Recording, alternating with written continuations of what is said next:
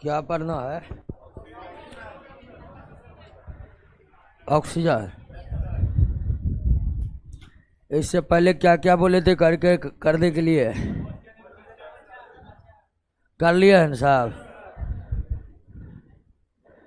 बोले थे question answer का डाले थे। ऑक्सीजन पढ़ना है ना। आइए शुरुआत करते हैं। ऑक्सीजन।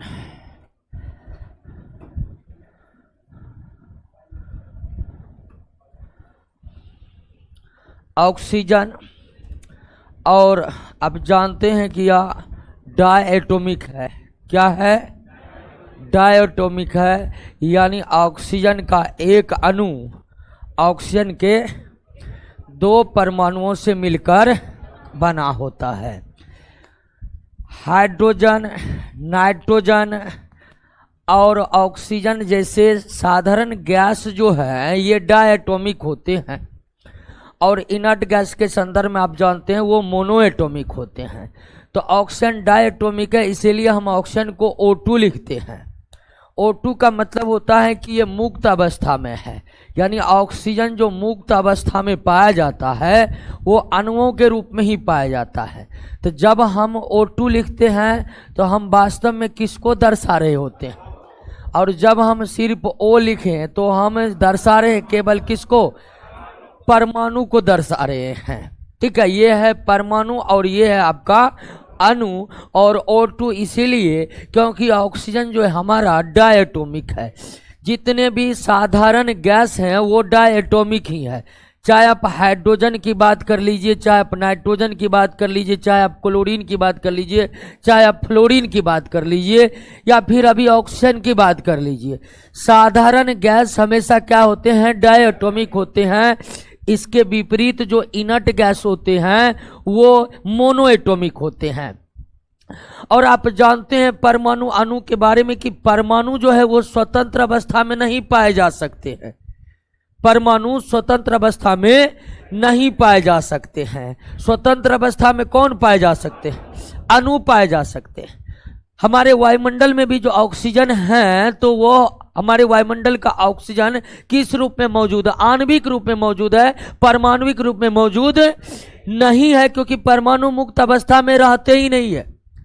परमाणु आपस में अभिक्रिया करके अणु बना लेते हैं या आयन बना लेते हैं, और उसके बाद वो क्या हो जाते हैं? अस्थायी हो जाते हैं।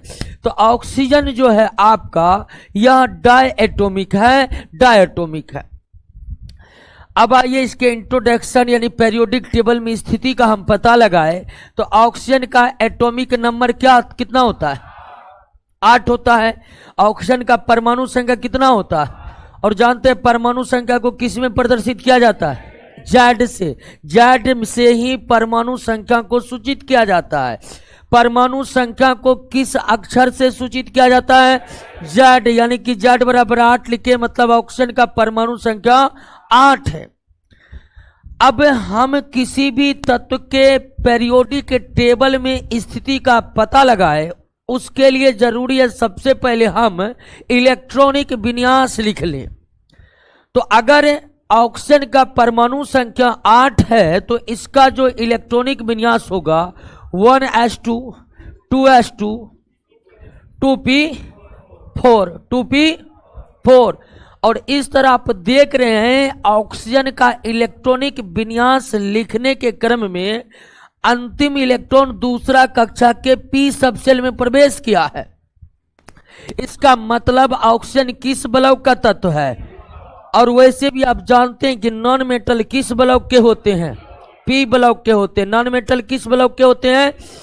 तो ऑक्सीजन का अंतिम इलेक्ट्रॉन जो है वो p सबसेल में प्रवेश कर रहा है, और किसी भी तत्व के अंतिम इलेक्ट्रॉन अगर p सबसेल में प्रवेश करता है तो वो p ब्लॉक के ही होते हैं। और वैसे भी हम नॉन मेटल वाले चैप्टर पढ़ रहे हैं, और नॉन मेटल पेरियोडिक टेबल के किस ब्लॉक के हैं? p ब्लॉक के हैं। तो तमाम जो नॉन मेटल है, चाहे नाइट्रोजन हो या फास्फोरस हो या फिर ऑक्सीजन हो, वो p ब्लॉक के ही होते हैं। अब अगर यह पी ब्लॉक के हैं तो इसके अंतिम कक्षा में कितने इलेक्ट्रॉन है? 6 इलेक्ट्रॉन है। अंतिम कक्षा दूसरा कक्षा है, दूसरा कक्षा के एस सब शेल में 2 इलेक्ट्रॉन है, दूसरा कक्षा के पी सब शेल में 4 इलेक्ट्रॉन है। तो टोटल जो है अंतिम कक्षा में इलेक्ट्रॉन है आपका 6। अब पी ब्लॉक का हम वर्ग कैसे पता लगाएंगे? तो संयोजी इलेक्ट्रॉन में 10 जोड़कर पी ब्लॉक के तत्वों का पीरियोडिक टेबल में कौन सा ग्रुप होगा, कौन सा वर्ग होगा, यह जानने के लिए हम वैलेंस इलेक्ट्रॉन में 10 जोड़ देते हैं। और वैलेंस इलेक्ट्रॉन यानी अंतिम कक्षा का इलेक्ट्रॉन कितना है? 6 है। तो आप 10 में 6 जोड़ दीजिए, यानी ऑक्सीजन किस वर्ग का सदस्य है? और किसी भी तत्व के आवर्त की संख्या उसके सेलों की संख्या के बराबर होता है। आवर्त की संख्या सेलों की संख्या के क्या होता है? बराबर होता है। इलेक्ट्रॉनिक विन्यास लिखने के क्रम में हम देख रहे हैं कि इसमें 2 सेल है, पहला सेल और दूसरा सेल। जितने सेल उतना ही इसका आवर्त होगा। तो ऑक्सीजन जो कि डायटोमिक है, मुक्त अवस्था में ये आणविक रूप में ही पाए जाते हैं। यह ऑक्सीजन पी ब्लॉक का तत्व है जो पीरियोडिक टेबल के वर्ग 16 और आवर्त 2 में स्थित है। वर्ग 16 और आवर्त क्लियर हो गया।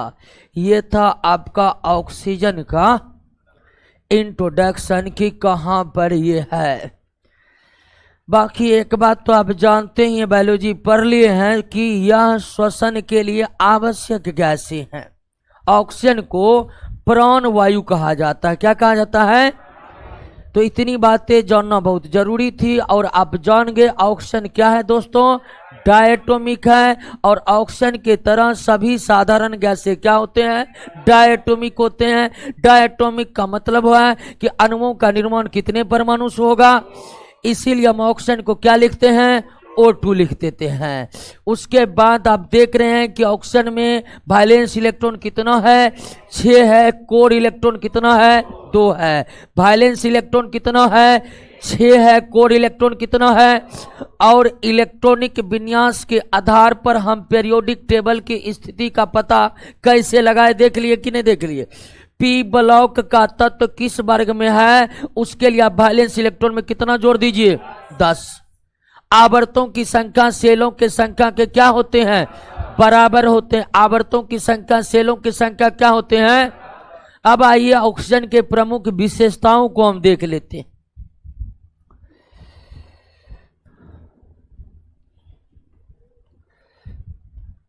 ऑक्सीजन ऑक्सीजन जो है सबसे पहले तो ये 3 लाइन आप जान ही गए होंगे कि यह रंगहीन, गंधहीन, गंधहीन, उदासीन, उदासीन तथा स्वादहीन गैस है। तथा क्या है? स्वादहीन गैस। यानी कि ऑक्सीजन रंगहीन गैस है, कोई कलर नहीं होता है। गंधहीन गैस है, इसमें कोई गंध नहीं होती है। उदासीन गैस है, मतलब इसमें अम्लीय क्षारीय किसी भी तरह का गुण मौजूद नहीं है। किसी भी तरह का गुण मौजूद, अम्लीय क्षारीयता का किसी भी प्रकार का गुण मौजूद नहीं है। और वैसे ऑक्सीजन ही नहीं, तमाम जो गैस आप है जैसे कि हाइड्रोजन है, नाइट्रोजन है, वो सब भी क्या होते हैं? उदासीन ही होते हैं। तो ऑक्सीजन भी उदासीन है। इसका मतलब यह ना तो अम्लीय प्रकृति का होता है, न ही क्षारीय प्रकृति का होता है। और यह स्वादहीन गैस है। फ्लोरीन क्लोरीन को छोड़कर लगभग जितने भी साधारण गैस है, मतलब इनर्ट गैस को छोड़कर, सभी रंगहीन, गंधहीन, उदासीन तथा स्वादहीन है। हेलोजन वाला गैस फ्लोरीन और क्लोरीन पढ़ेंगे तब वो कलरफुल होगा और उसमें कुछ गंध भी होगा, जो हम हेलोजन वाले गैस पढ़ते समय क्लियर करेंगे। लेकिन उसके अतिरिक्त आप ऑक्सीजन गैस की बात करिएगा या नाइट्रोजन गैस की बात करिएगा या हाइड्रोजन गैस की बात करिएगा, वे रंगहीन, गंधहीन, उदासीन तथा स्वादहीन है। और इस गैस का जो पता सबसे पहले लगाया है, सबसे पहले पता लगाया था प्रिस्टले। किसने लगाया था? प्रिस्टले ने सबसे पहले ऑक्शन की जानकारी किसने दी? लेकिन प्रिस्टले के खोज को उतनी ज्यादा विस्तार नहीं मिला। आगे चलकर स्वतंत्र रूप से ऑक्शन का खोज किया सीले ने। किसने? सीले ने। और ऑक्शन को ऑक्शन नाम देने वाले वैज्ञानिक है लवाइजियर, जो कि केमिस्ट्री के पिता है। तो ऑक्शन को सर्वप्रथम प्रिस्टले ने पता लगाया था, लेकिन प्रिस्टले ने जो पता लगाया था वह इनके द्वारा ऑक्शन की जो खोज हुई थी वह बहुत ज्यादा चर्चा में नहीं आ सका। आगे चलकर कुछ समय बाद ऑक्शन का स्वतंत्र रूप से खोज किसने की? सीले ने की। और आगे चलकर ऑक्शन को ऑक्शन नाम देने वाले वैज्ञानिक लवाइजियर थे।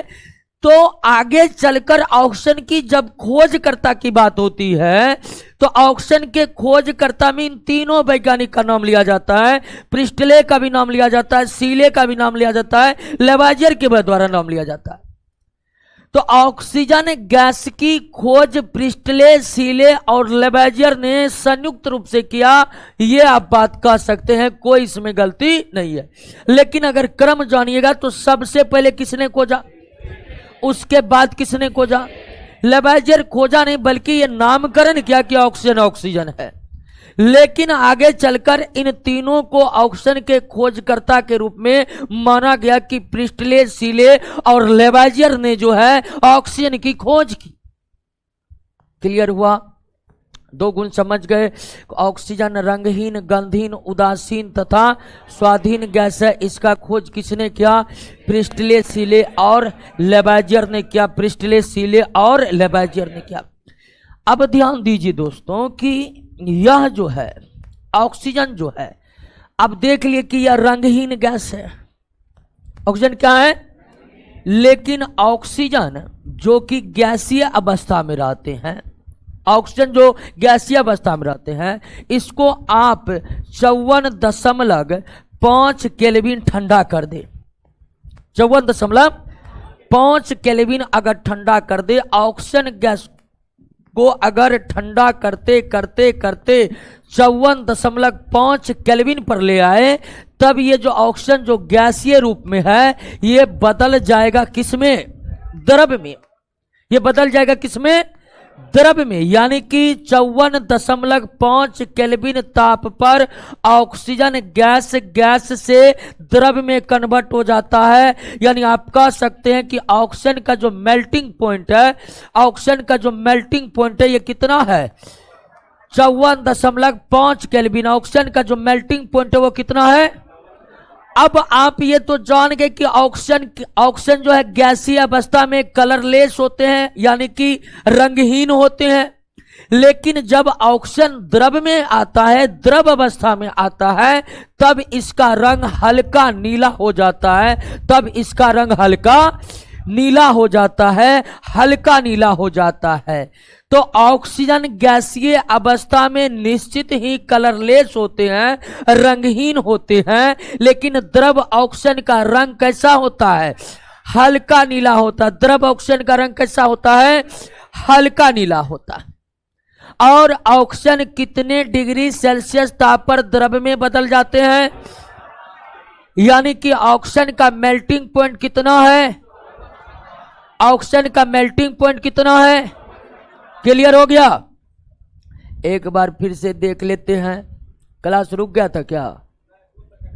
अच्छा, 2 सेकंड के लिए रुका था। एक बार फिर से देख लीजिए। हम ऑक्सीजन के 3 गुणों की चर्चा किए हैं। इससे पहले ऑक्सीजन की हम इंट्रोडक्शन की चर्चा किए थे, ये बात आप समझ ही लिए होंगे ऑक्सीजन के। उसके बाद 3 गुणों की चर्चा किए थे कि ऑक्सीजन रंगहीन, गंधहीन, उदासीन तथा स्वाधीन गैस। उदासीन का मतलब यह गैस ना तो अम्लीय है न ही, वैसे जो भी साधारण गैस है, चाहे क्लोरीन की बात करिएगा, फ्लोरीन की बात करिएगा, हाइड्रोजन की बात करिएगा, नाइट्रोजन की बात करिएगा, ऑक्सीजन की बात करिएगा, सभी के सभी क्या होते हैं? उदासीन होते हैं। ऑक्सीजन की खोज सबसे पहले प्रिस्टले ने किया, उसके बाद सीले ने किया। ऑक्सीजन का नामकरण लवाइजियर ने किया। नामकरण किसने किया?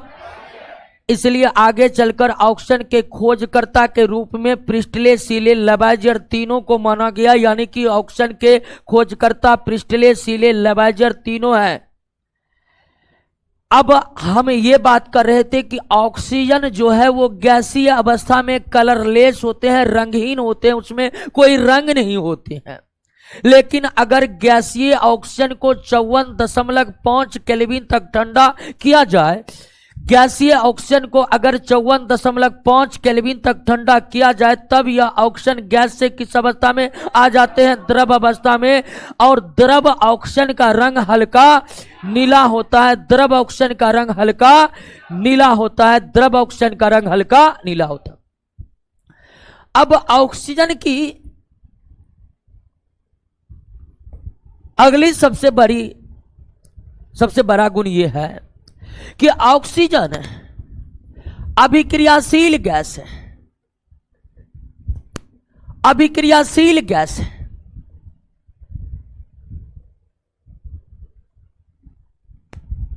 और अभिक्रियाशील गैस है, यह इनर्ट गैस को छोड़कर, यह अक्रिय गैस को छोड़कर सभी तत्व से अभिक्रिया करते हैं। सभी तत्व से अभिक्रिया करते हैं। तो ऑक्सीजन जो है यह अभिक्रियाशील गैस है और इसकी अभिक्रियाशीलता इस प्रकार की है कि आप तत्वों, कुल 118 जो तत्व हैं उसमें केवल इनर्ट गैस को हटा दीजिए। इनर्ट गैस के अतिरिक्त जितने भी तत्व हैं, चाहे वो धातु हो या फिर अधातु हो, उन सभी से ऑक्सीजन अभिक्रिया करता है। उन सभी से ऑक्सीजन अभिक्रिया करता है। तो ऑक्सीजन जो है यह एक अभिक्रियाशील गैस है। ऑक्सीजन जो है यह एक अभिक्रियाशील गैस है और यह सभी धातु अधातु से अभिक्रिया करता है। सभी धातु अधातु से अभिक्रिया करता है। एल्युमिनियम है दोस्तों, एल्युमिनियम है, इससे भी ऑक्सीजन अभिक्रिया करके एल्युमिनियम ऑक्साइड बना लेता है। मैग्नीशियम है, इससे भी ऑक्सीजन अभिक्रिया करके मैग्नीशियम ऑक्साइड बना लेता है। ये दोस्तों धातु है। एल्युमिनियम और मैग्नीशियम भी क्या है? धातु है। कार्बन से भी ऑक्सीजन अभिक्रिया करके क्या बना लेता है? कार्बन डाइऑक्साइड बना लेता है। सल्फर से भी ऑक्सीजन अभिक्रिया करके क्या बना लेता है? Sulphur dioxide. ये कार्बन और सल्फर जो है ये क्या है दोस्तों? अधातु है दोस्तों। क्या है? अधातु है। तो इनर्ट गैस को छोड़कर ऐसा कोई तत्व है ही नहीं जिससे ऑक्सीजन रिएक्शन ना करे।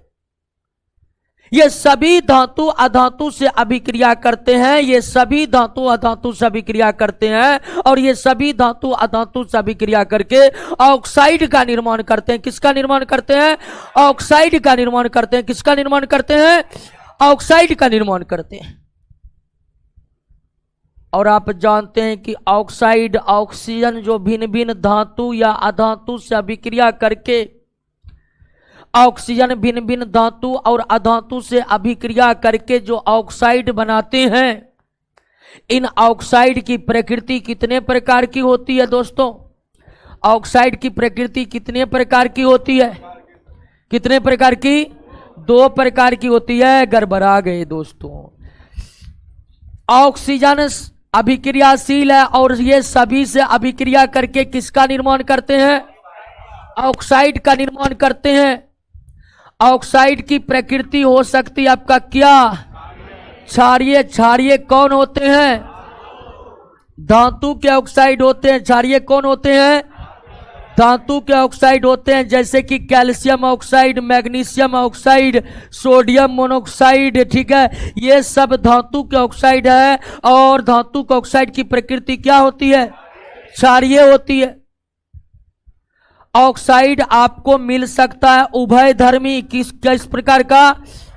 उभयधर्मी ऑक्साइड, जिसको अंग्रेजी में हम क्या कहते हैं? एम्फोटेरिक कहते हैं। क्या कहते हैं दोस्तों?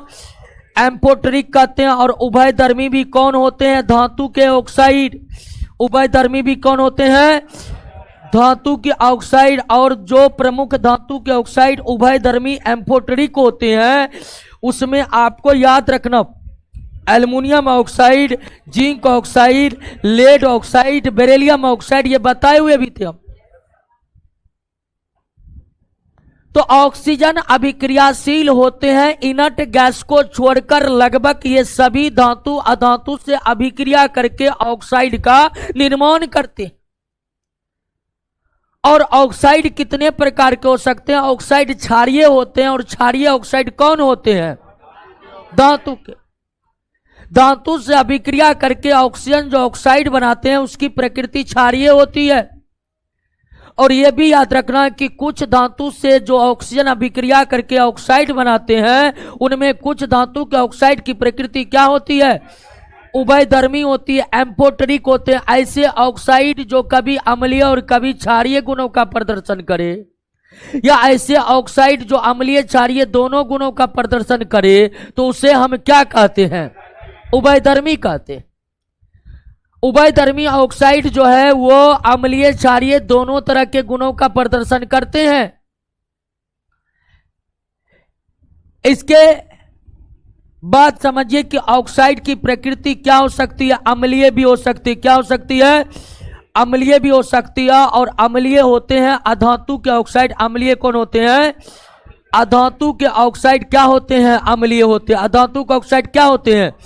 जैसे कार्बन डाइऑक्साइड अम्लीय ऑक्साइड है, सल्फर डाइऑक्साइड अम्लीय ऑक्साइड है, फास्फोरस पेंटाऑक्साइड अम्लीय ऑक्साइड है, क्योंकि फास्फोरस अधातु है, सल्फर अधातु है, कार्बन अधातु है। तो जो अधातु के ऑक्साइड होते हैं, ऑक्सीजन अधातुओं के साथ अभिक्रिया करके जो ऑक्साइड बनाते हैं, उस अधातु के ऑक्साइड की प्रकृति क्या होती है? अम्लीय होती है। अधातु के ऑक्साइड की प्रकृति क्या होती है? और एक ऑक्साइड होता है उदासीन ऑक्साइड। क्या होता है? उदासीन ऑक्साइड। उदासीन का मतलब होता है कि ना तो अम्लीय होना, न ही ऐसे ऑक्साइड जो अम्लीय क्षारीय गुणों से मुक्त होते हैं, जिसका पीएच मान लगभग 7 के बराबर होता है, उसे हम क्या कहते हैं? उदासीन ऑक्साइड। और उदासीन ऑक्साइड भी कौन होते हैं? अधातु के ऑक्साइड। उदासीन ऑक्साइड भी कौन होते हैं? अधातु के ऑक्साइड जो उदासीन ऑक्साइड होते हैं। और उदासीन ऑक्साइड में हमें याद रखना है, कार्बन मोनोऑक्साइड कैसा ऑक्साइड है? उदासीन। नाइट्रिक ऑक्साइड कैसा ऑक्साइड है? उदासीन। हंसाने वाली गैस नाइट्रस ऑक्साइड कैसा ऑक्साइड है? उदासीन।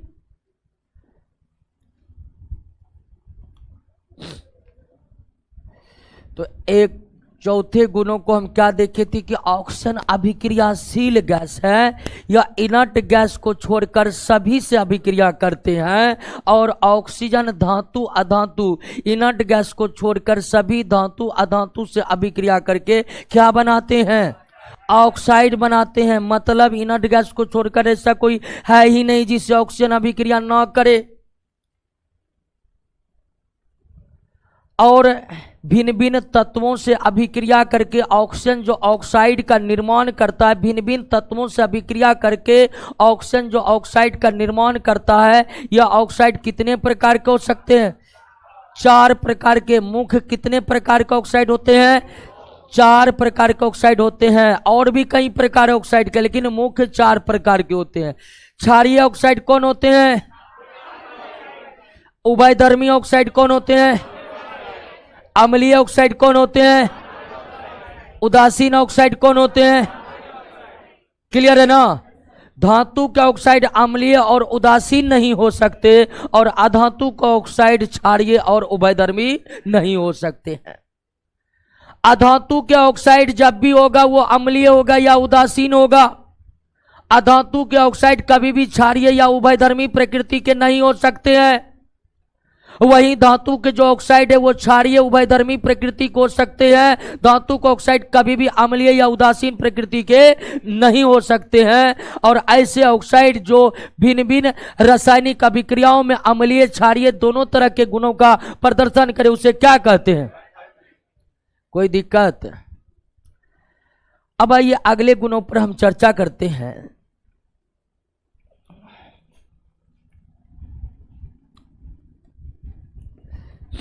ऑक्सीजन जो है, ऑक्सीजन जलती नहीं है। ऑक्सीजन जलती नहीं है। यानी कि आप हाइड्रोजन गैस का ईंधन के तौर पर इस्तेमाल कर लिए थे क्योंकि वो ज्वलनशील गैस थी। हाइड्रोजन गैस का हम ईंधन के तौर पर इस्तेमाल किए थे कि नहीं किए थे? लेकिन क्या नाइट्रोजन गैस का ईंधन के तौर पर इस्तेमाल संभव है? नहीं है, क्योंकि वो जलती नहीं है। ठीक उसी तरह ऑक्सीजन भी जलती नहीं है, अर्थात इस गैस को भी आप ईंधन के तौर पर इस्तेमाल नहीं कर सकते। इस गैस को भी आप ईंधन के तौर पर इस्तेमाल नहीं कर सकते क्योंकि ऑक्सीजन जलती नहीं है, ऑक्सीजन जलती नहीं है।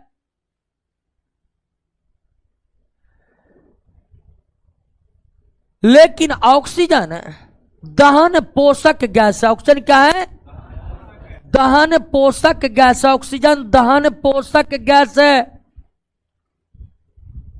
दहन पोषक गैस कहने का मतलब कोई भी पदार्थ जो जलता है दोस्तों, कोई भी पदार्थ जो जलता है उस पदार्थ को जलने के लिए ऑक्सीजन की अनिवार्य उपस्थिति चाहिए। किसी भी प्रकार के पदार्थ का दहन, दहन का मतलब समझ रहे हैं ना? हाँ, जलना। किसी भी प्रकार का, किसी भी पदार्थ का, किसी भी ईंधन का दहन ऑक्सीजन की उपस्थिति के बिना संभव है ही नहीं। तो ऑक्सीजन तो जलती नहीं है, लेकिन प्रत्येक पदार्थ को जलने में मदद करता है कौन? ऑक्सीजन। प्रत्येक पदार्थ को जलने में मदद करता है कौन? ऑक्सीजन। इसके विपरीत आप पढ़े थे नाइट्रोजन की, वो तो ना जलती है ना ही जलने में सहायता करती है, उल्टे ज्वलन गति को कम कर देती है।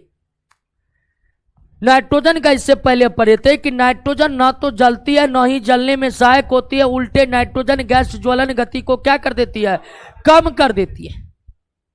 लेकिन ऑक्सीजन नहीं है, ऑक्सीजन जलती तो नहीं है, लेकिन प्रत्येक पदार्थ के जलने में सहायक होता है। प्रत्येक पदार्थ के जलने में सहायक होता है। ऑक्सीजन के बिना किसी भी पदार्थ का जलना संभव नहीं है। ऑक्सीजन के बिना किसी भी पदार्थ का, किसी भी ईंधन का जलना संभव नहीं है। इसीलिए इसे हम क्या कहते हैं? दहन पोषक गैस कहते हैं। क्या कहते हैं? दहन पोषक गैस कहते हैं। अब यहां पर एक बात ध्यान दीजिए कि जैसे एक क्वेश्चन आता है कि एक जलती हुई मोमबत्ती को नाइट्रोजन गैस के जार में ले जाने के बाद क्या होगा?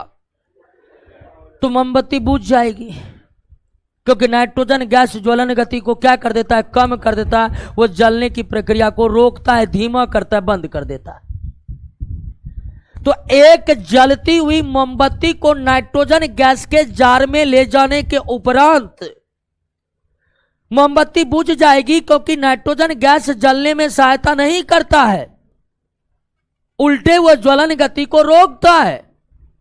लेकिन वही प्रश्न आपसे पूछ दे कि एक जलती हुई मोमबत्ती को ऑक्सीजन गैस के जार में ले जाने के बाद क्या होगा? और तेजी से वो जलने लगेगा, और तेजी से वो जलने लगेगा। तो किसी भी जलते हुए पदार्थ को आप ऑक्सीजन गैस के जार में ले जाइएगा तो और वह तेजी से प्रज्वलित होने लगेगी। और इसी तरह यह साबित हो जाएगा कि ऑक्सीजन एक दहन पोषक गैस है। ऑक्सीजन एक दहन पोषक गैस है। यह किसी भी पदार्थ को जलने में मदद करती है। ऑक्सीजन की अनुपस्थिति में दहन संभव नहीं है। ऑक्सीजन की अनुपस्थिति में दहन संभव नहीं है। उसके बाद आते हैं ऑक्सीजन का अगला गुण। समझिए कि ऑक्सीजन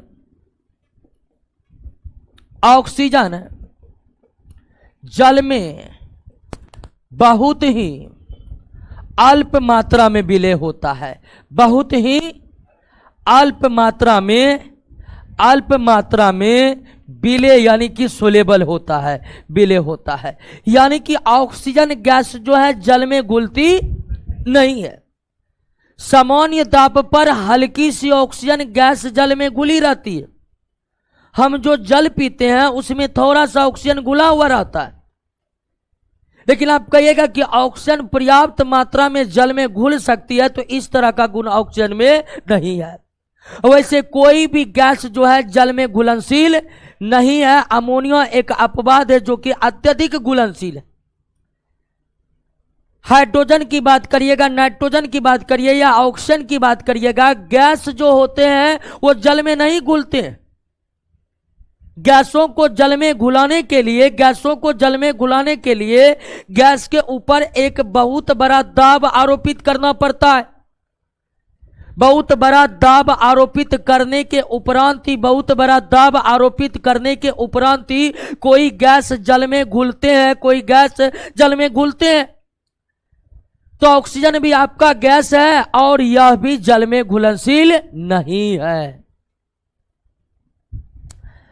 अब ध्यान दीजिए कि ये तो समझ गए कि जल में ऑक्सीजन घुलनशील नहीं है और कोई भी गैस जल में नहीं घुलते हैं।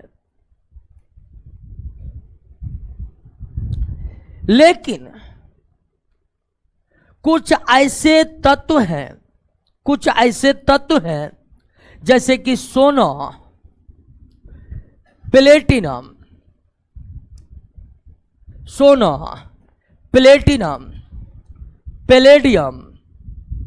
पैलेडियम, सिल्वर, ये सब धातु देख रहे हैं ना।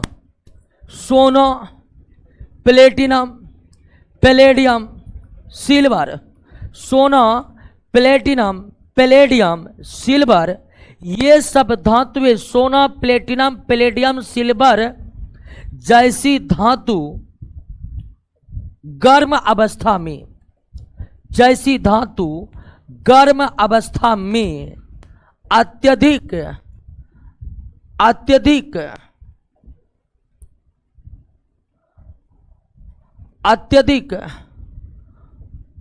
ऑक्सीजन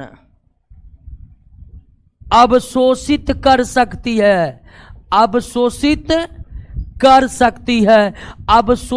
कर सकती है। ऑक्सीजन जल में घुलनशील नहीं है, ऑक्सीजन बहुत अल्प मात्रा में ही जल में घुलता है। लेकिन ये चारों धातु का नाम ध्यान से देखिए और याद रखिए। सोना, प्लेटिनम, पैलेडियम, सिल्वर, सोना, प्लेटिनम, पैलेडियम, सिल्वर जैसी धातु, सोना, प्लेटिनम, पैलेडियम, सिल्वर जैसी धातु गर्म अवस्था में अत्यधिक ऑक्सीजन अवशोषित कर सकती है, अत्यधिक ऑक्सीजन को अवशोषित कर सकती है। सभी धातुओं में इस तरह का गुण मौजूद नहीं है। जो धातुएं गर्म अवस्था में बहुत ज्यादा ऑक्सीजन को अवशोषित कर सकती है, वो धातु आपका सोना है, वो धातु आपका प्लेटिनम है, वो धातु आपका पैलेडियम है, वो धातु आपका सिल्वर है। सिल्वर तो अपने भार का 100 गुना ज्यादा ऑक्सीजन अवशोषित कर सकता है गर्म अवस्था में। सिल्वर गर्म अवस्था में अपने भार का 100 गुना अधिक ऑक्सीजन को अवशोषित कर सकता है।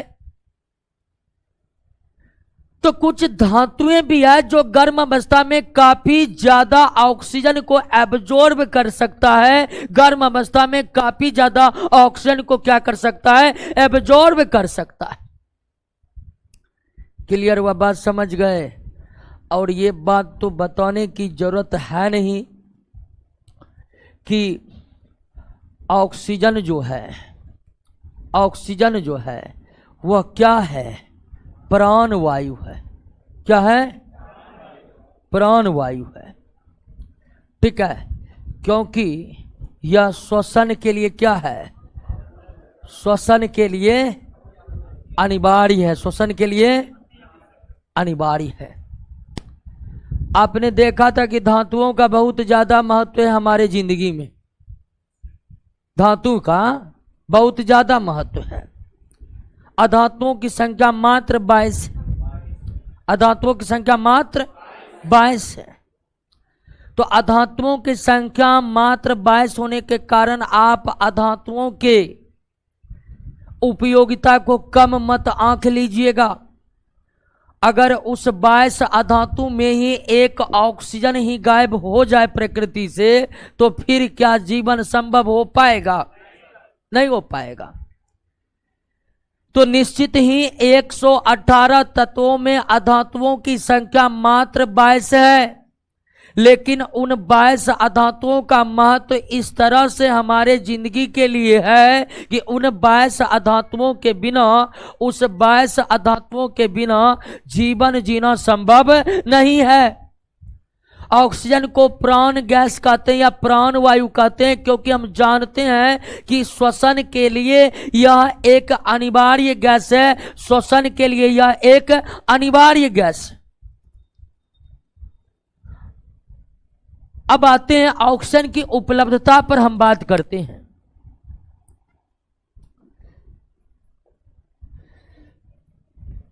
ऑक्सीजन की उपलब्धता,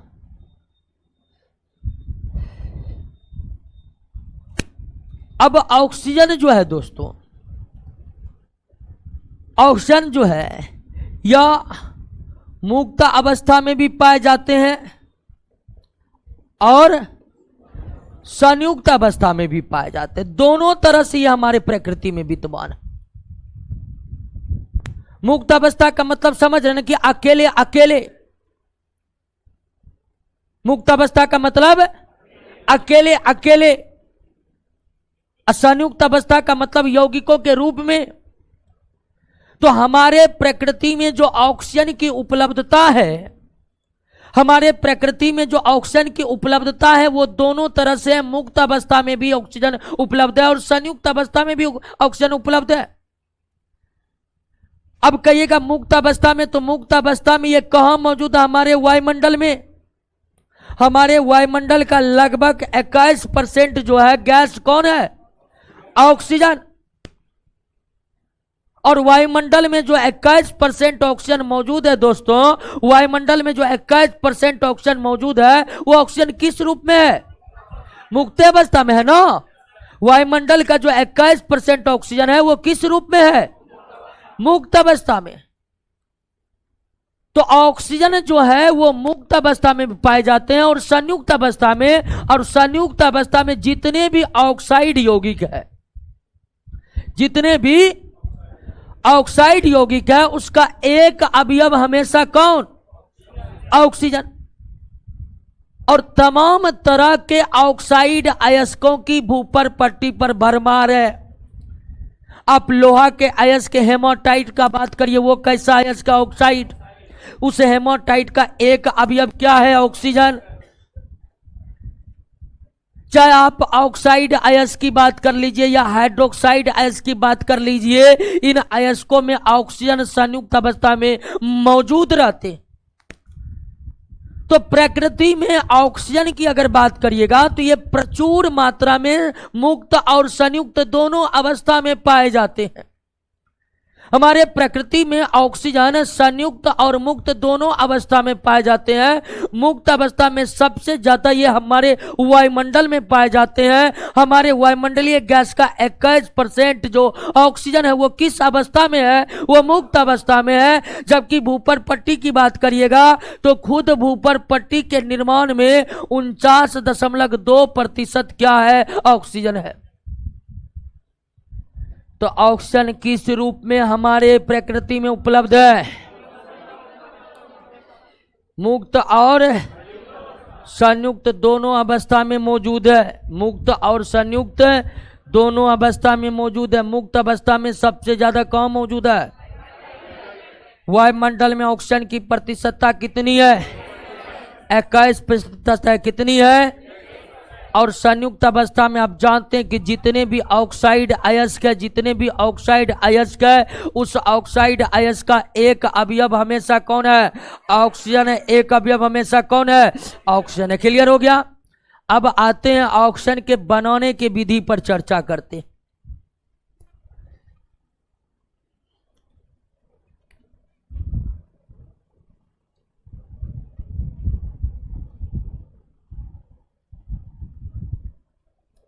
क्लियर? यहां तक समझ गए ना? याद होते जा रहा है कि नहीं? अब आइए हम ऑक्सीजन को बनाएंगे। ऑक्सीजन की तैयारी, ऑक्सीजन बनाने की विधि।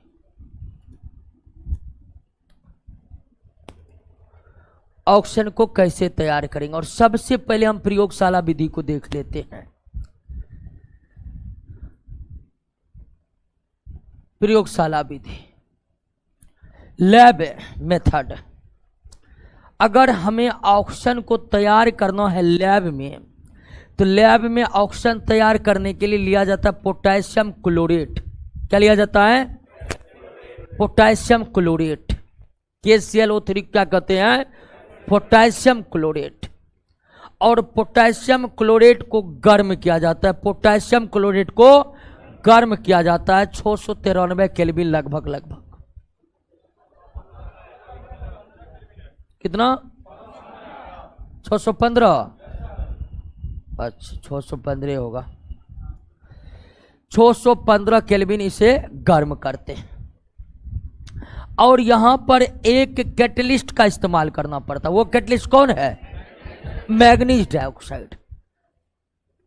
और कैटलिस्ट जो यहां पर मैग्नीज डाइऑक्साइड इस्तेमाल होते हैं ऑक्सीजन के निर्माण के समय, इस कैटलिस्ट की भूमिका क्या होती जानते हैं?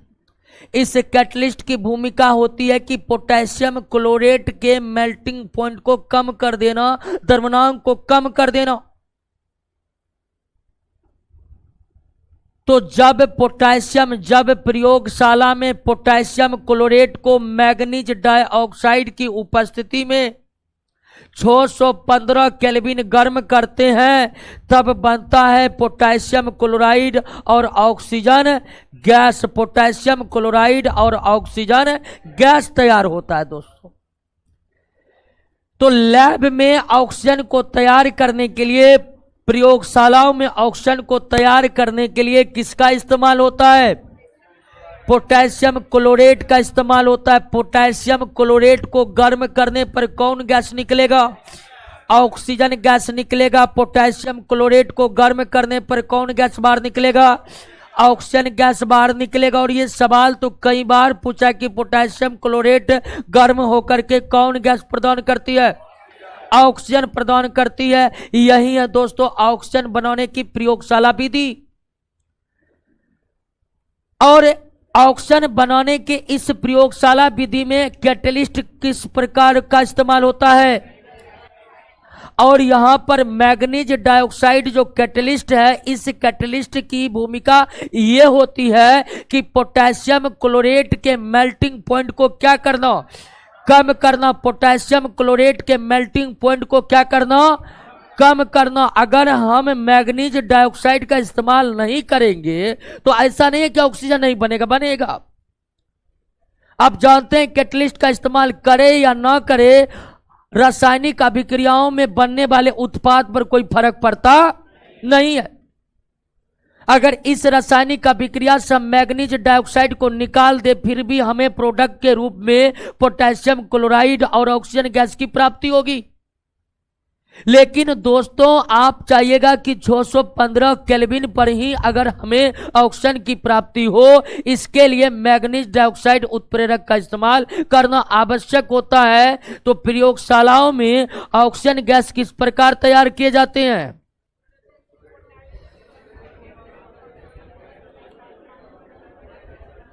क्लियर? कोई दिक्कत नहीं ना? अब आप जानिए कि प्रयोगशाला विधि में जो ये ऑक्सीजन बनाने का रिएक्शन आपके सामने में ये बैलेंस है, बैलेंस हो जाएगा यहां।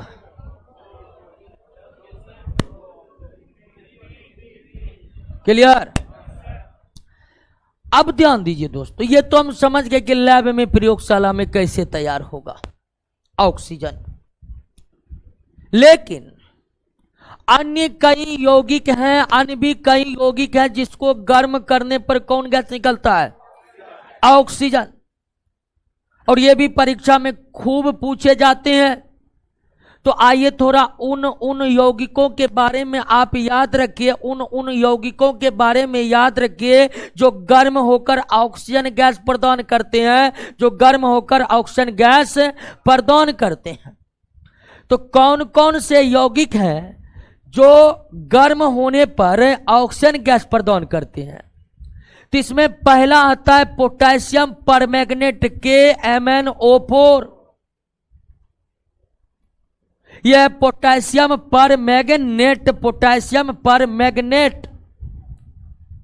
अगर हम पोटेशियम परमैंगनेट को गर्म करेंगे, पोटेशियम परमैंगनेट को गर्म करेंगे तो बनता है K2MnO4, K2MnO4।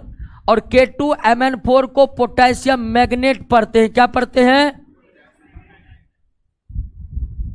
Potassium magnet, potassium magnet पढ़ते हैं। इसे KMn को क्या, KMn4 को पोटेशियम परमैंगनेट पढ़ते, KMnO4 को पोटेशियम परमैंगनेट पढ़ते हैं, जबकि K2MnO4 को क्या पढ़ते हैं? पोटेशियम मैग्नेट पढ़ते हैं। क्या पढ़ते हैं? पोटेशियम मैग्नेट पढ़ते। कोई दिक्कत नहीं। तो अगर आप पोटेशियम परमैंगनेट को गर्म करिएगा, पोटेशियम परमैंगनेट को गर्म करिएगा, पोटेशियम मैग्नेट मिलेंगे आपको। उसके बाद आपको मिलेगा मैग्नीज डाइऑक्साइड। और कौन से गैस बाहर निकलेंगे? ऑक्सीजन गैस बाहर निकलेंगे। कौन सा गैस बाहर निकलेंगे? ऑक्सीजन गैस बाहर निकलेंगे, ऑक्सीजन गैस बाहर निकलेंगे। तो अगर पोटेशियम परमैंगनेट को गर्म किया जाए तो कौन सा गैस बाहर निकलेगा? और यह भी प्रश्न कई बार पूछे गए हैं कि पोटेशियम परमैंगनेट को गर्म करने पर कौन सी गैस बाहर निकलती है? ऑक्सीजन गैस बाहर निकलती है। कौन सी गैस बाहर निकलती है? क्लियर हो गया? अब यहां पर इक्वेशन देखिए, बैलेंस है।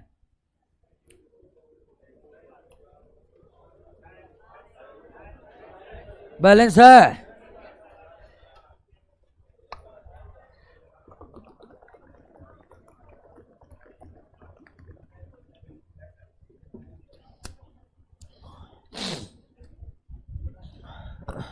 देख लिए। आइए दूसरा यौगिक। ये सब प्रश्न खूब पूछे जाते हैं। तो पोटेशियम परमैंगनेट को गर्म करने पर क्या बना दोस्तों? मैग्नीज डाइऑक्साइड और ऑक्सीजन। दूसरा जो कंपाउंड याद रखना है, दूसरा जो कंपाउंड याद रखना है पोटेशियम नाइट्राइट, पोटेशियम नाइट्रेट। इसको नाइट्रेट पढ़ते हैं, पोटेशियम नाइट्रेट। अब पोटेशियम नाइट्रेट को भी अगर आप गर्म कर दीजिएगा, पोटेशियम नाइट्रेट को भी गर्म कर दीजिएगा तो बनेगा पोटेशियम नाइट्राइट। NO2 को पढ़ते हैं नाइट्राइट और NO3 को पढ़ते हैं नाइट्रेट, NO3 को पढ़ते हैं नाइट्रेट। तो अगर आप पोटेशियम नाइट्रेट को गर्म करिएगा बनेगा पोटेशियम नाइट्राइट और बनेगा क्या? ऑक्सीजन गैस बनेगा। बनेगा क्या? ऑक्सीजन गैस बनेगा दोस्तों। तो पोटेशियम परमैंगनेट को भी गर्म करिएगा, ऑक्सीजन गैस बन जाएगा। पोटेशियम नाइट्रेट को भी गर्म करने पर कौन गैस बाहर निकलते हैं? ऑक्सीजन गैस बाहर निकलते हैं। पोटेशियम नाइट्रेट को भी गर्म करने पर कौन गैस बाहर निकलते हैं? ऑक्सीजन गैस बाहर निकलते हैं। अब इस रिएक्शन को चेक करिए।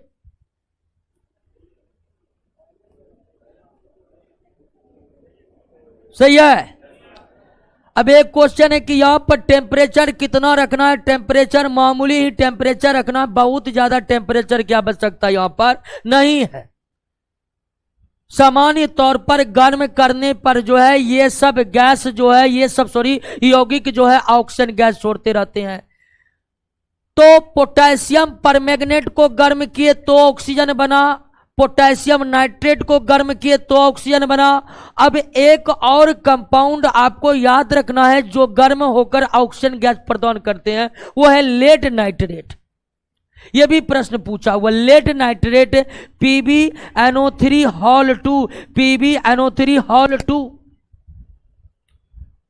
इस लेड नाइट्रेट को अगर आप गर्म करिएगा, लेड नाइट्रेट को गर्म करिएगा तो लेड नाइट्रेट गर्म करके लेड ऑक्साइड, ठीक है, लेड ऑक्साइड, उसके बाद नाइट्रोजन डाई ऑक्साइड और देता है ऑक्सीजन गैस। तो अगर लेड नाइट्राइट को भी अगर हम गर्म करें, लेड नाइट्राइट को भी अगर हम गर्म करें तो हमें कौन सी गैस की प्राप्ति होगी? ऑक्सीजन गैस की प्राप्ति होगी। कौन सी गैस की प्राप्ति होगी? ऑक्सीजन गैस की प्राप्ति होगी। कौन गैस की प्राप्ति होगी? तो आपने क्या देखा कि अगर हमें लैब में तैयार करना है ऑक्सीजन गैस को, तो लैब मेथड जो ऑक्सीजन गैस को तैयार करने का है वो है पोटेशियम क्लोरेट को मैग्नीज डाइऑक्साइड उत्प्रेरक की उपस्थिति में 615 केल्विन गर्म कर दीजिए। लेकिन ऐसे कई यौगिक है जो गर्म होने के उपरांत कौन से गैस का त्याग करते हैं? पोटेशियम परमैंगनेट गर्म होने पर कौन सा गैस देता है? पोटेशियम परमैंगनेट गर्म होने पर कौन सा गैस देता है? पोटेशियम नाइट्रेट गर्म होकर कौन सा गैस देता है? लेड नाइट्रेट गर्म होकर कौन सा गैस देता है? Potassium permanganate, lead nitrate, potassium nitrate गर्म होकर के कौन से गैस प्रदान करते हैं? ऑक्सीजन गैस प्रदान करते हैं। क्लियर हो गया? तो इन यौगिकों के बारे में भी आपको याद रखना पड़ेगा। कभी कभी घुमा फिरा के पूछ दिए जाते हैं और सारे के सारे रिएक्शन पूछे हुए एग्जाम में। ये वाला समीकरण देखिए, बैलेंस हुआ।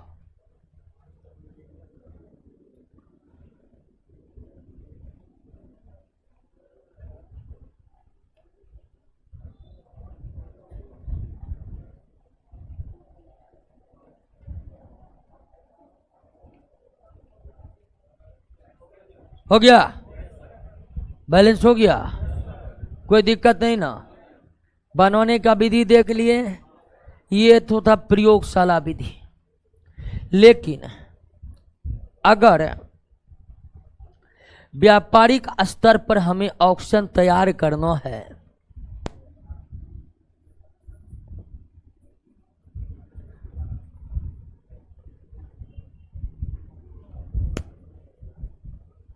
व्यापारिक स्तर पर अगर ऑक्सीजन गैस को तैयार करना है तो हम कैसे तैयार करेंगे? तो व्यापारिक स्तर पर ऑक्सीजन गैस तैयार करने के लिए हवा का परभाजी आसवन किया जाता है। हवा का क्या कहा जाता है? परभाजी आसवन, फ्रैक्शनल डिस्टिलेशन।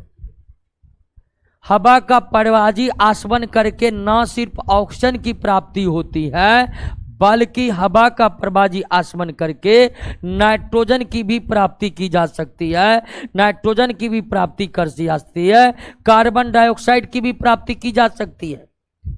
तो व्यापारिक स्तर पर बड़े पैमाने पर ऑक्सीजन गैस का निर्माण हवा के परभाजी आसवन के द्वारा किया जाता है, हवा के परभाजी आसवन के द्वारा किया जाता है। और व्यापारिक स्तर पर अगर हवा का परभाजी आसवन के अलावे ऑक्सीजन बनाने के क्या विकल्प हैं? व्यापारिक स्तर पर हवा का परभाजी आसवन के अलावे ऑक्सीजन बनाने का क्या विकल्प है? तो वो विकल्प है दोस्तों कि पृथ्वी पर भारी मात्रा में जो उपलब्ध जल है, इस जल का हम कर दे क्या? विद्युत अपघटन। क्या कर दे? और अगर हम जल का विद्युत अपघटन करेंगे, हाइड्रोजन आयन में बदल जाएगा, हाइड्रोजन और ऑक्सीजन किस में बदल जाएगा? आयन में बदल जाएगा। और जानते हैं प्लस जो है वो माइनस कैथोड पर चला जाएगा और माइनस प्लस यानी कहां पर आ जाएगा? एनोड पर आ जाएगा। तो व्यापारिक स्तर पर हम ऑक्सीजन गैस तैयार करने के लिए हवा का परभाजी आसवन भी करते हैं और जल का विद्युत अपघटन करके भी हम ऑक्सीजन गैस की प्राप्ति कर सकते हैं। अगर जल का विद्युत अपघटन करेंगे तो जल अपने आयन में टूट जाते हैं, हाइड्रोजन और ऑक्सीजन आयन में टूट जाते हैं। हाइड्रोजन कैथोड पर निकलने लगता है, ऑक्सीजन एनोड पर निकलते लगता है। जल का विद्युत अपघटन करने पर ऑक्सीजन कहां जाएगा? एनोड पर जाएगा। जल का विद्युत अपघटन करने पर ऑक्सीजन कहां जाएगा? एनोड पर जाएगा। कोई दिक्कत दोस्तों बताइए? अब है कि व्यापारिक स्तर पर हवा के परभाजी आसवन के उपरांत ऑक्सीजन गैस की तैयारी की जाती है, बनाया जाता है। व्यापारिक स्तर पर जल का विद्युत अपघटन करके भी ऑक्सीजन गैस बनाए जाते हैं, लेकिन व्यापारिक स्तर पर जो ऑक्सीजन गैस बनाए जाते हैं, इस ऑक्सीजन गैस की क्या उपयोगिता है? पर ये नोट में क्या क्या उपयोगिता है ऑक्सीजन का।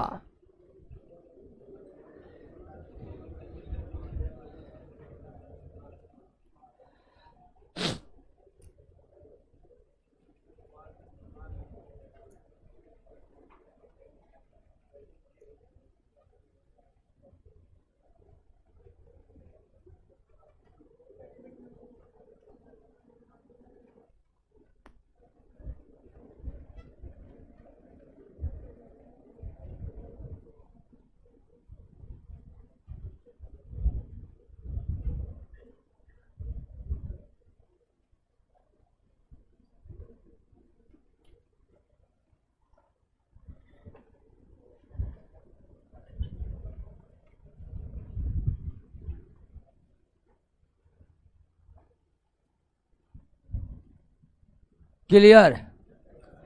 ऑक्सीजन खत्म हो गया, इतना ही काफी है। देख लिए सारा ऑक्सीजन।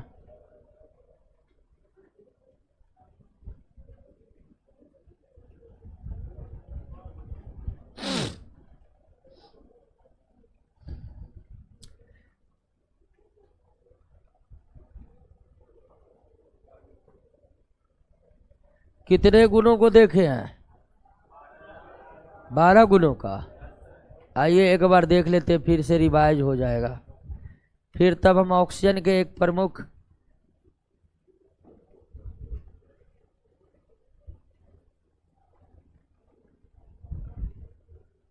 ऑक्सीजन का तो यौगिक इतना है कि यौगिक के बारे में पढ़ना ही नहीं है। जितना भी ऑक्साइड है सब किसका यौगिक है, और सारे यौगिक को हम पढ़ चुके हैं। तो ऑक्सीजन के कंपाउंड के बारे में ज़्यादा देखना नहीं है। तो ऑक्सीजन के क्या क्या गुण देखे? रंगहीन, गंधहीन, उदासीन तथा स्वादहीन गैस है। ऑक्सीजन रंगीन, गंधहीन, उदासीन तथा ऑक्सीजन का खोज प्रिस्टले, सीले और लेबाइजियर ने किया था। गैसीय ऑक्सीजन जरूर रंगीन है, लेकिन गैसीय ऑक्सीजन को 54.5 केल्विन ठंडा करने पर वह किस अवस्था में आ जाता है? और द्रव अवस्था में यह हल्का नीला रंग का होता है। द्रव अवस्था में ऑक्सीजन हल्का नीला रंग का होता है। उसके बाद ऑक्सीजन एक अभिक्रियाशील गैस है। यह इनर्ट गैस को छोड़कर सभी धातु अधातु से अभिक्रिया करते हैं। ऑक्सीजन धातु से भी अभिक्रिया करते हैं और अधातु से भी अभिक्रिया करते हैं। ऑक्सीजन धातु अधातु दोनों से अभिक्रिया करके ऑक्साइड का निर्माण करते हैं। और ऑक्सीजन द्वारा बनाए गए ऑक्साइड कितने प्रकार के होते हैं? 4 प्रकार के होते हैं। क्षारीय ऑक्साइड कौन होते हैं? उभयधर्मी ऑक्साइड कौन होते हैं? धातु ऑक्साइड। यानी धातु ऑक्साइड क्षारीय या उभयधर्मी होते हैं। अम्लीय ऑक्साइड किसके होते हैं? उदासीन ऑक्साइड भी किसके होते हैं? यानी अधातु का ऑक्साइड अम्लीय या उदासीन होते हैं। तो कुल मिलाकर ऑक्साइड मुख्य रूप से 4 प्रकार के होते हैं। ऑक्सीजन जलती नहीं है, इसलिए क्या ऑक्सीजन का इस्तेमाल ईंधन के तौर पर किया जा सकता है? बिल्कुल नहीं किया जा सकता है। ऑक्सीजन जलती नहीं है, लेकिन हर पदार्थ के जलने में क्या होता है? सहायता करता है। एक जलती हुई सलाई की तीली को ऑक्सीजन गैस से भरे जार में ले जाने पर वह और भभक कर जलने लगेगा, वह और भभक कर जलने लगेगा। ऑक्सीजन जल में बहुत कम मात्रा में विलय है। कोई भी गैस जो है जल में विलय नहीं होता है। बहुत अधिक दाब लगाने पर वो जल में घुलता है। लेकिन कुछ धातु है, जैसे सोना है, प्लेटिनम है, पैलेडियम है, सिल्वर है, जो बहुत अधिक गर्म होने के बाद ये बहुत ज्यादा ऑक्सीजन को क्या कर सकते हैं? अवशोषित कर सकते हैं। क्या कर सकते हैं? उसके बाद ऑक्सीजन प्राण वायु है। श्वसन के लिए यह आवश्यक गैस है। ऑक्सीजन के बिना सजीवों का इस पृथ्वी पर रहना संभव नहीं है। अगर ऑक्सीजन की उपलब्धता की बात करें, अभिक्रियाशील होने के बाद भी यह मुक्त और संयुक्त दोनों अवस्थाओं में मौजूद है, मुक्त और संयुक्त दोनों अवस्थाओं में मौजूद है। ऑक्सीजन बनाने की विधि को देख ही लिए हैं। ऑक्सीजन कितने विधि से तैयार होते हैं। प्रमुख यौगिक जिसको गर्म करने पर ऑक्सीजन गैस की प्राप्ति होती है वो भी समझ गए हैं। व्यापारिक स्तर पर ऑक्सीजन कैसे तैयार किया जाता है? हवा के परबाजी आसवन और जल का विद्युत अपघटन करने पर ऑक्सीजन कहां प्राप्त होगा? क्लियर? आइए दोस्तों, अब हम आते हैं ओजोन पर। ओजोन, ऑक्सीजन पर एक बार सरसरी निगाह डाल लीजिए। कहिए ऑनलाइन वाले दोस्तों, ऑक्सीजन का पूरा कॉन्सेप्ट क्लियर हुआ? तबीयत खराब है, करे मेरा तबीयत खराब है। तबीयत खराब जैसे लग रहा है, शुभ शुभ बोलिए। क्या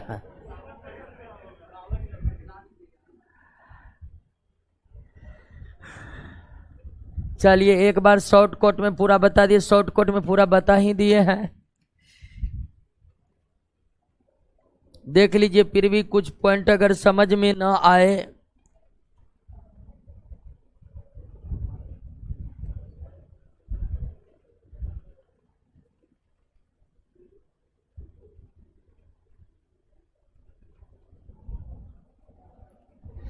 ऑक्सीजन का उपयोग पढ़े कि नहीं? सबसे ज्यादा तो कीर्ति में सांस लेने में ऑक्सीजन का इस्तेमाल किया जाता है। ऑक्सीजन। अब आइए ओजोन। ओजोन यानी O3, यानी आप कह सकते ओजोन जो है ट्राई एटॉमिक है। क्या है? ऑक्सीजन देखे डाई एटॉमिक था, लेकिन ओजोन आपका क्या है? और ये ओजोन जो है ये ऑक्सीजन का एलोट्रोप्स है। ऑक्सीजन का क्या है? एलोट्रोप्स है, अपर रूप है। अपर रूप, अपर रूप क्या होता है आप समझ रहे हैं ना? एक ही तत्व के भिन्न भिन्न रूप जिनके रासायनिक गुण समान हो लेकिन भौतिक गुण क्या हो? भौतिक गुण भिन्न हो, उसे हम क्या कहते हैं? अपर रूप कहते हैं। तो ओजोन ऑक्सीजन का अपर रूप है।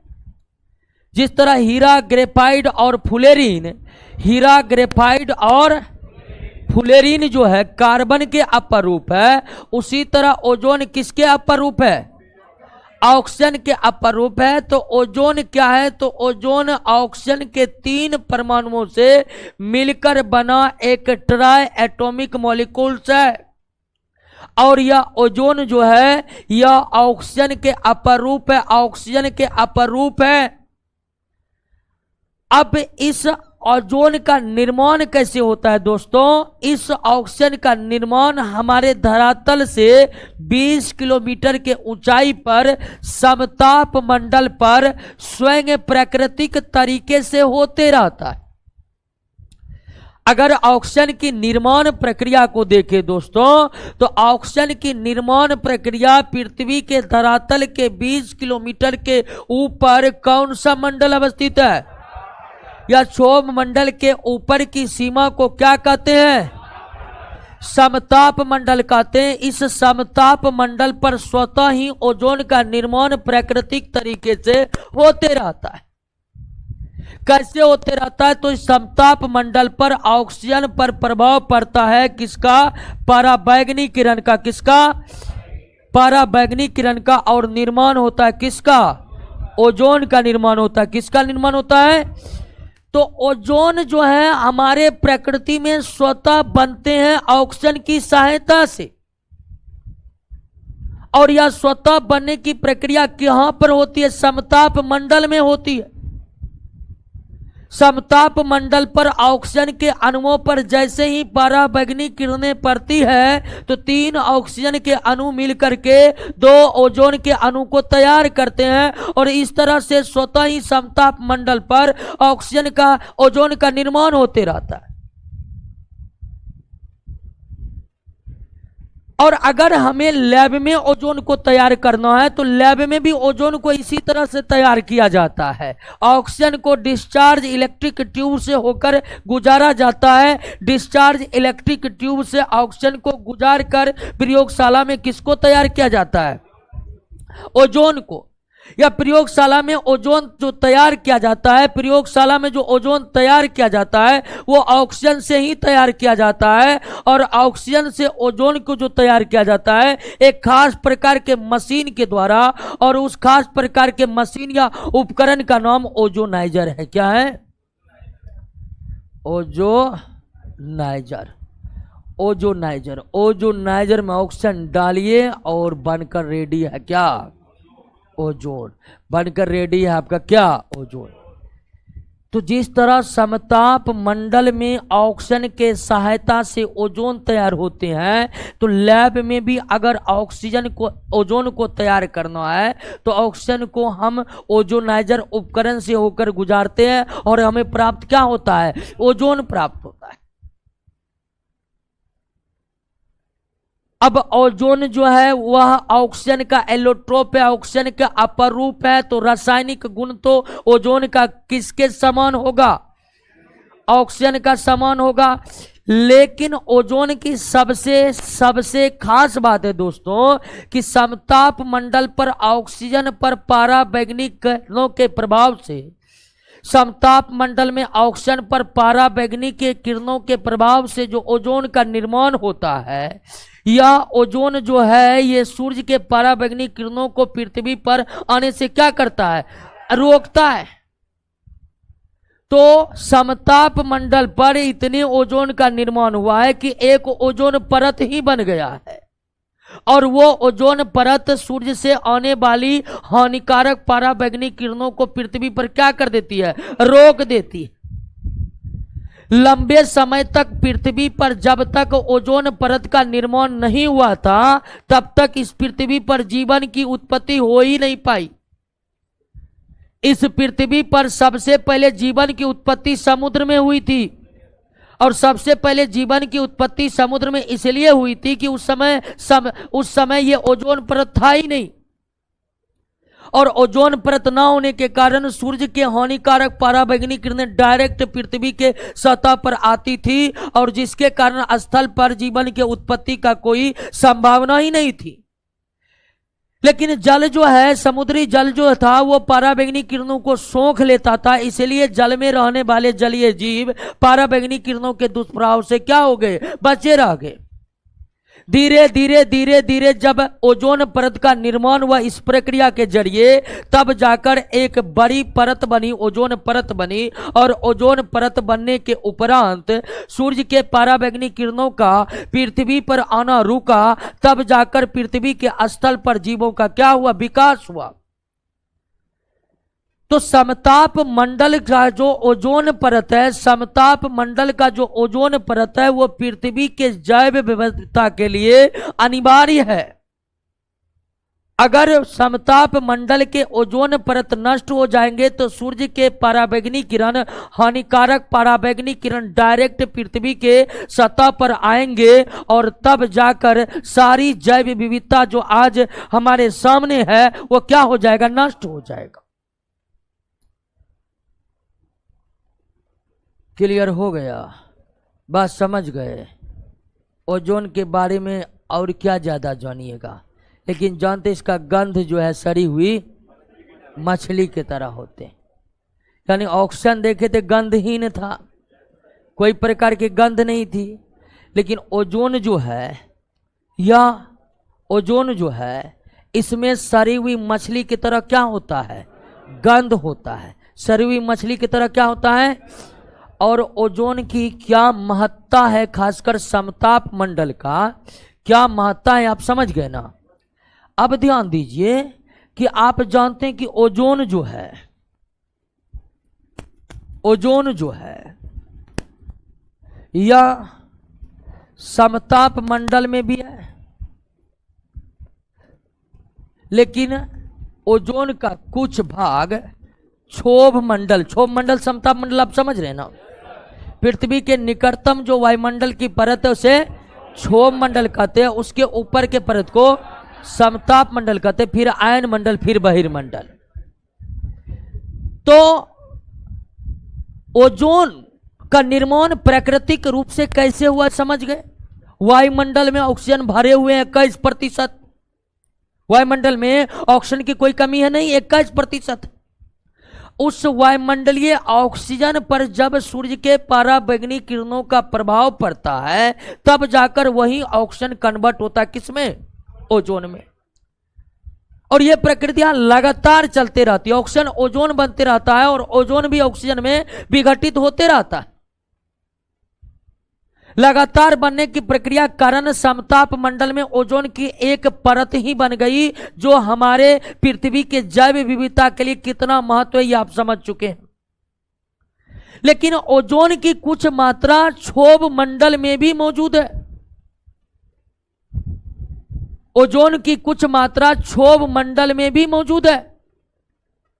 यह आप समझिए कि हमारे वायुमंडल में जितने भी ओजोन है उसका 90% ओजोन जो है, 90% ओजोन जो है वो कहां पर है, समताप मंडल पर है।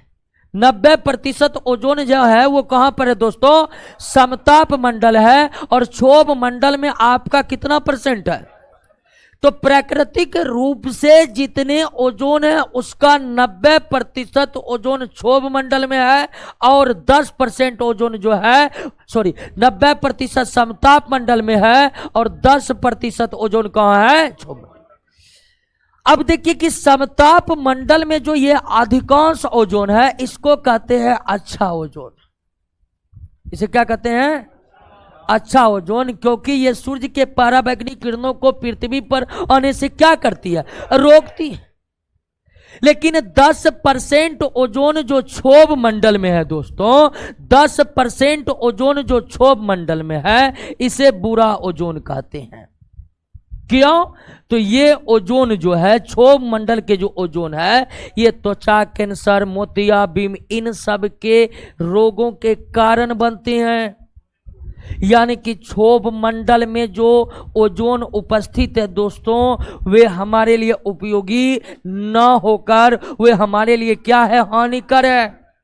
क्षोभ मंडल में ओजोन की उपस्थिति त्वचा कैंसर को बढ़ावा देता है, मोतियाबिंद को बढ़ावा देता है। मोतियाबिंद आंखों की बीमारी है, अंग्रेजी में कैटरेक्ट कहते हैं। तो क्षोभ मंडल वाला ओजोन बुरा ओजोन है। अच्छा ओजोन केवल कौन है, समताप मंडल वाला है। अच्छा ओजोन कौन है, क्लियर। अब ओजोन के बारे में उपयोग देखिए, इसका उपयोग किस चीज में किया जाता है।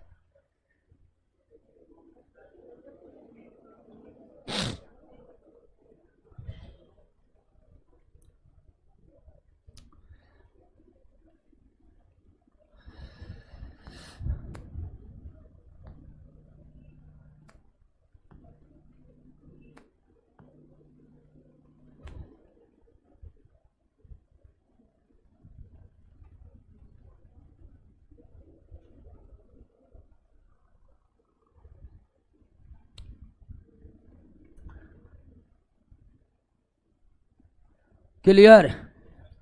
चलिए जो ऑक्सीजन वाला टॉपिक खत्म हो गया है। कोई दिक्कत है, आए देखे अब कौन सा है कंपाउंड, सॉरी नॉन मेटल।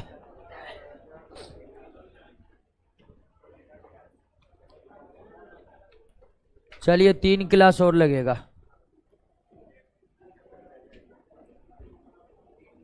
इस सप्ताह समाप्त कर देंगे। सल्फर तो बहुत बड़ा है, खत्म नहीं होगा। 1 क्लास रखते हैं सल्फर के लिए।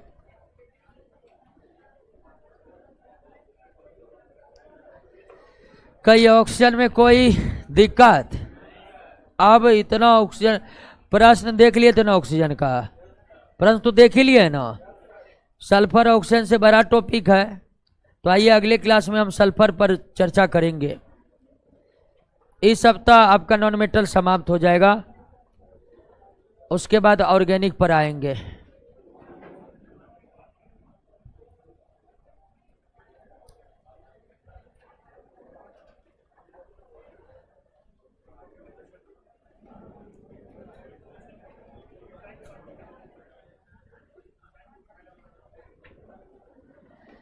चैप्टर बहुत चला, क्या करेगा, चैप्टर बहुत ज़्यादा बड़ा था।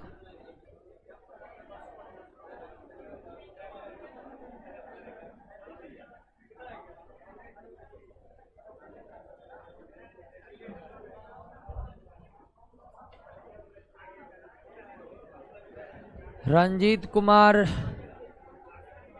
कृष्णा सिंह,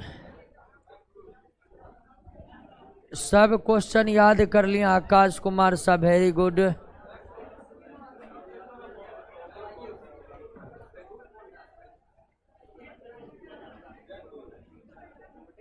बिल्कुल बिल्कुल, नोट से बाहर कहीं क्वेश्चन नहीं आ रहा है।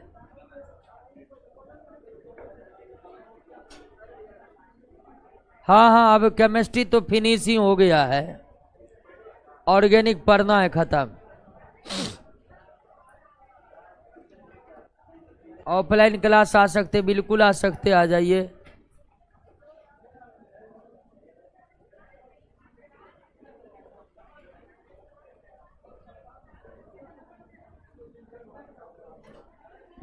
ठीक है दोस्तों, मिलते हैं अगले क्लास में सल्फर के साथ।